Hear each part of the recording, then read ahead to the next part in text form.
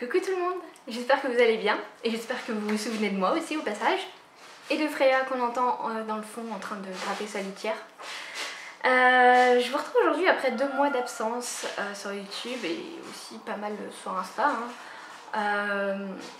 Et je vous retrouve aujourd'hui pour une vidéo un petit peu...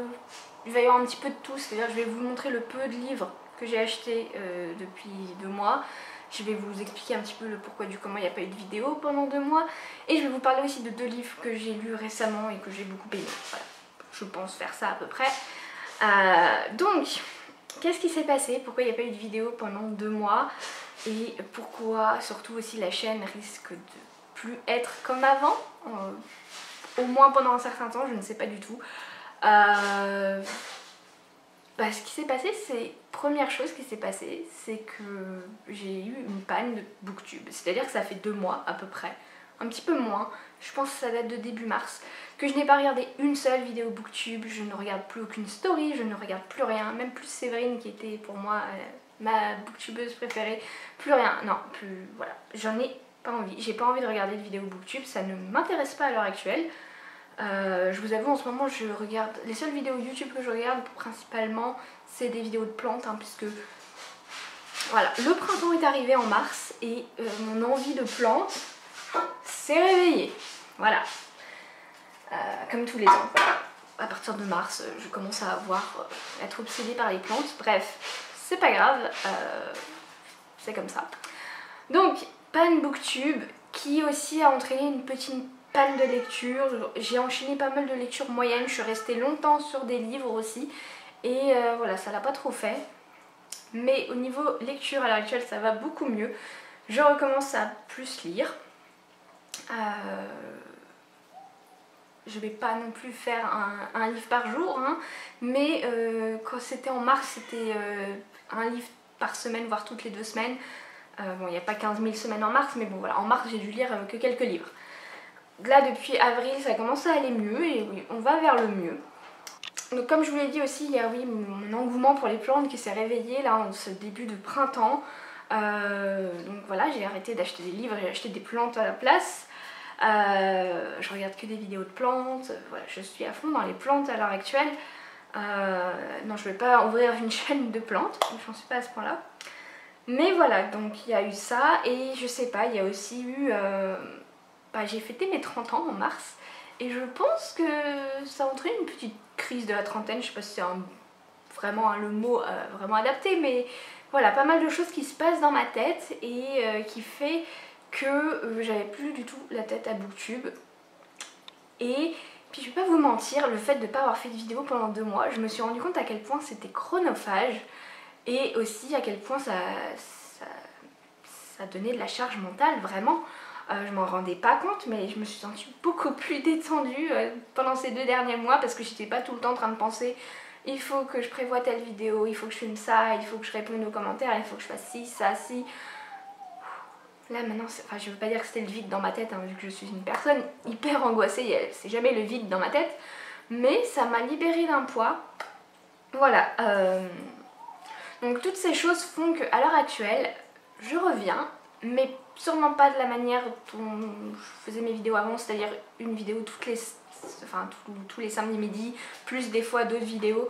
Non, pour l'instant j'en suis pas là. Là voilà, j'ai envie de vous filmer la vidéo des sorties presque de mai parce qu'il y a du lourd au mois de mai. Donc je pense que je vais vous faire ça, mais après voilà, je ne sais pas trop. J'ai pas vraiment de contenu beaucoup à vous proposer à l'heure actuelle. Là je vais vous présenter 2, 4, 6, 8 livres voilà, que j'ai acheté en 2 mois. Oui, 8 livres en 2 mois. Bon, un petit peu plus peut-être, mais je me souviens plus. Bref, c'est pas grave.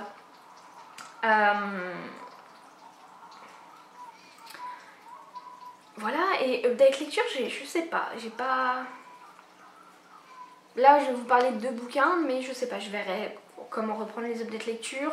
Les vidéos pile à lire, tout ça, j'ai pas spécialement envie. J'ai envie plutôt de me laisser y aller à l'instinct quand je vais choisir une lecture. Là, oui, je viens de terminer un livre dans le train, je ne sais pas encore ce que je vais lire après. Ça fait du bien aussi de faire les choses comme ça. Bref. Je vais pas tourner en rond pendant 3/4 d'heure là-dessus. Donc oui, je vous disais, j'aimerais bien reprendre les vlogs. Pendant 2 mois, je vais pas vous mentir, j'ai essayé au moins 4 fois de faire des vlogs. Je me suis dit, ok, j'ai pas envie de faire du contenu booktube, mais je vais au moins faire des vlogs. Et non, j'arrivais pas. Voilà, je filmais une séquence et puis après, oh non, ça me saoule, j'ai pas envie. Donc au final, je ne l'ai pas fait. Voilà. Donc bon, je sais pas trop comment ça va se remettre en place sur la chaîne, mais j'espère quand même vous faire quelques vidéos par mois. On verra bien. Donc sinon je vais vous présenter les 8 livres que j'ai achetés ces 2 derniers mois.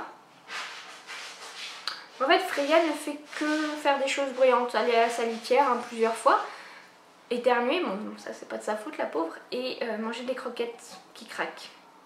Voilà, elle veut vous faire comprendre qu'elle est là elle aussi. Si elle s'approche, je pourrais essayer de vous la montrer. Mais c'est un peu dangereux pour moi, vous le savez. Donc tout d'abord, le jour de mon anniversaire, je suis allée à Auchan et je suis tombée sur ce livre. Donc c'est On se reverra de Lisa Jewell chez Hauteville. Et vous pouvez le voir, il y a une petite pastille. Ce livre était offert pour l'achat de 2 autres livres de chez Hauteville en poche. Comme il était dans ma wishlist, je me suis dit bon bah je vais acheter 2 autres livres. C'était pas forcément facile parce qu'il n'y avait pas un choix énorme. Il y en a un qui était dans ma wishlist, un autre de Lisa Jewell, donc comme toi. Du coup, bah, je l'ai pris.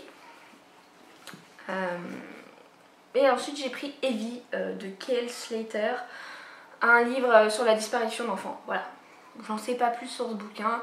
C'était celui qui m'intéressait le plus de ceux qu'il y avait. Donc voilà, j'ai acheté ces 3 là.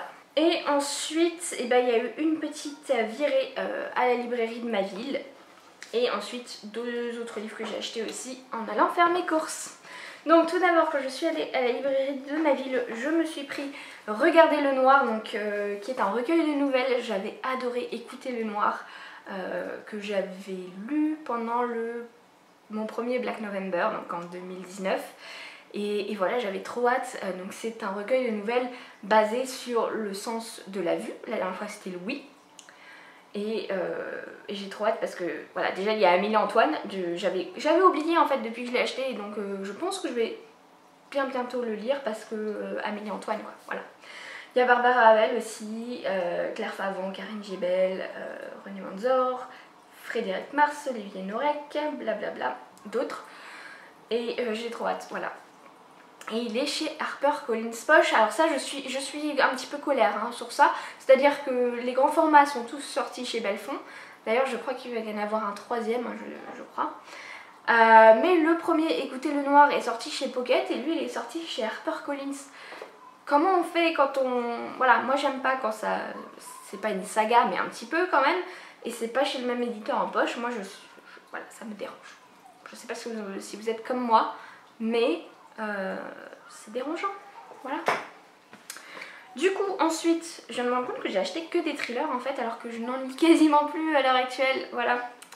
J'ai craqué sur Tombe les anges de Marlène Charine au livre de poche. Donc celui-là il était dans ma wishlist, il sortait en poche, je crois que c'était en avril, fin mars, début avril, je ne sais plus, peut-être fin mars. Et je sais qu'à un moment j'ai dû scroller un petit peu dans les stories de Séverine, mais bon, sans trop vraiment écouter, mais j'ai vu qu'elle le lisait et j'ai cru entreapercevoir qu'elle avait bien aimé, mais je suis pas sûre, mais bon. Du coup voilà, je l'ai pris et c'est un livre avec, je crois que c'est un thriller avec un petit peu du paranormal, donc moi généralement j'aime bien ce genre de thriller, donc j'espère que j'aimerai. Et le dernier que j'ai pris ce jour-là à ma librairie, c'est Apocryphe de René Manzor chez Pocket. Donc c'est un thriller historique et pas spirituel, c'est quoi le mot? Bref, puisqu'on est en fait à Jérusalem en l'an 30 et on est avec un petit garçon qui regarde son père agoniser sur la croix. Donc en fait on va suivre le fils de Jésus de Nazareth, qui n'a pas existé en vrai, hein. Enfin je ne crois pas. Donc son nom est David de Nazareth, fils du supplicié Yeshua, dit le roi des Juifs. Et du coup, après, on va suivre David qui va, voilà, on va partir dans un truc un petit peu thriller, mais historique, enfin bref. Je suis pas trop à lire des livres qui ont beaucoup de liens avec la religion de base, ça m'intéresse pas. Mais je sais pas, celui-là il m'intéressait, donc à voir. Jamais lu de René Manzor non plus.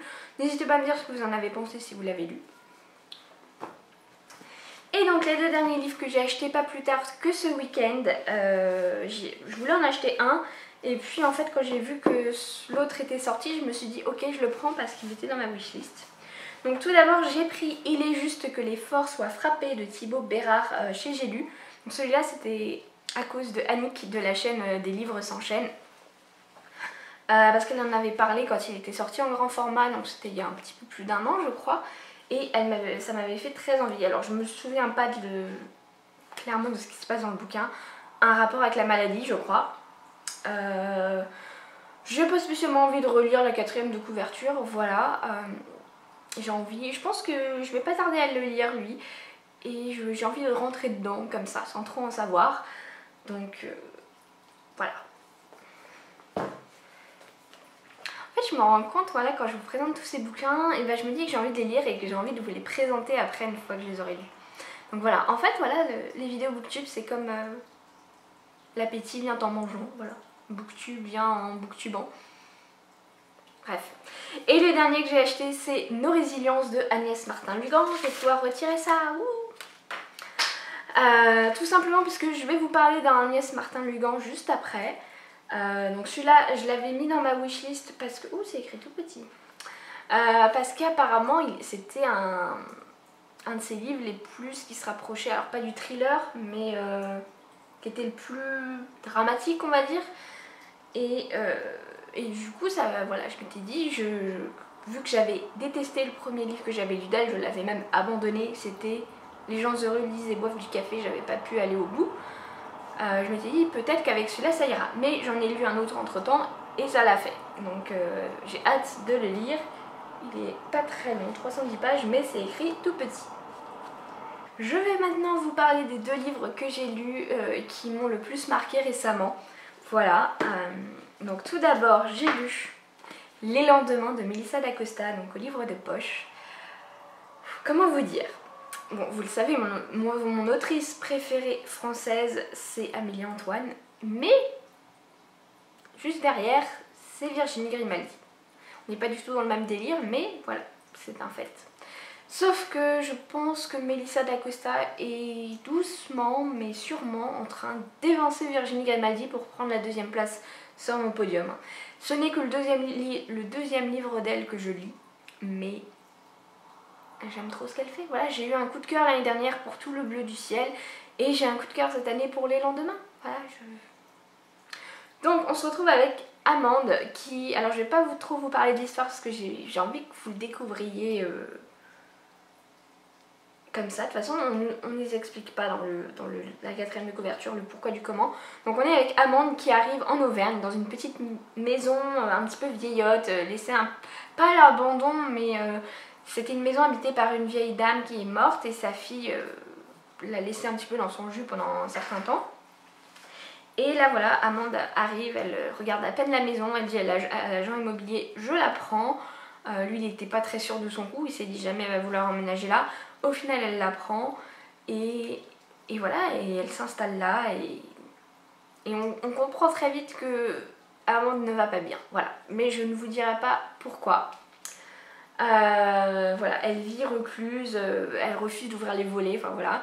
Jusqu'au jour où elle va tomber sur des vieux calendriers où il y a plein de petites choses notées sur chaque jour, genre planter les tomates, bêcher, je sais pas quoi, enfin surtout en lien avec le jardin, qui sont en fait les calendriers de la vieille dame qui est décédée. Et du coup, on va être beaucoup dans le jardinage aussi dans ce livre, jardinage entre autres qui va un petit peu lui réinfluer de la vie.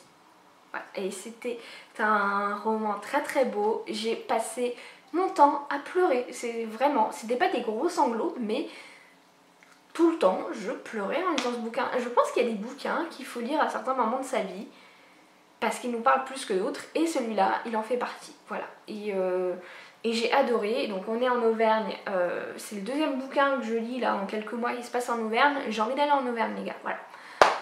Enfin, si je m'écoutais, j'aurais envie de vivre en fait partout, sauf en Île-de-France, limite.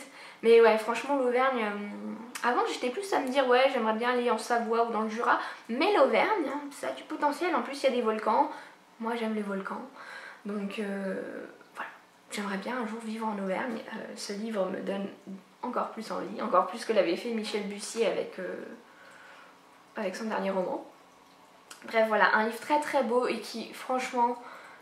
Melissa d'Acosta, elle a quelque chose. Elle a quelque chose, cette autrice, et je vais la suivre de très très près. J'ai hâte que celui qui vient de sortir, d'ailleurs, non, il n'est pas sorti encore, il sort là en avril.